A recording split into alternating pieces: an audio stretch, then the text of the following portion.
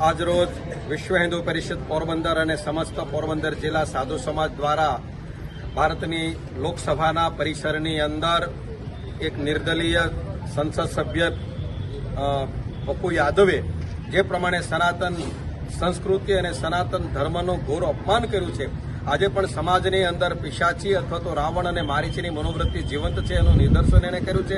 એના વિરોધની અંદર આજે અમે સમસ્ત પોરબંદર જિલ્લા સાધુ સમાજ, વિશ્વ હિન્દુ પરિષદ અને બજરંગ દળના તમામ કાર્યકર્તા ભાઈઓએ માનનીય કલેક્ટર શ્રી પોરબંદરના આવેદનપત્ર અમે આપ્યું છે અને આની સાથે અમે સખત અમારો વિરોધ નોંધાવ્યો છે. અત્યાર સુધી જે એન્ટી નેશન એક્ટિવિટીઝ હતી એ હવે એન્ટી સનાતન એક્ટિવિટી ચાલુ થઈ છે. સનાતન ધર્મ વિરોધી આ લોકોનું એક ગઠબંધન શરૂ થઈ રહ્યું છે.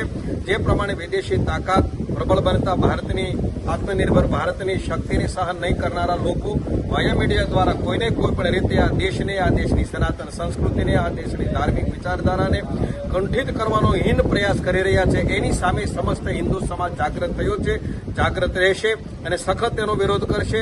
અને આજે રાષ્ટ્રવાદી તમામ વિચારધારાઓ એકત્રિત થઈ અને આવી હીન મનોવૃત્તિ ધરાવતી જે વિચારધારા છે એનો સખત વિરોધ કરવો જોઈએ.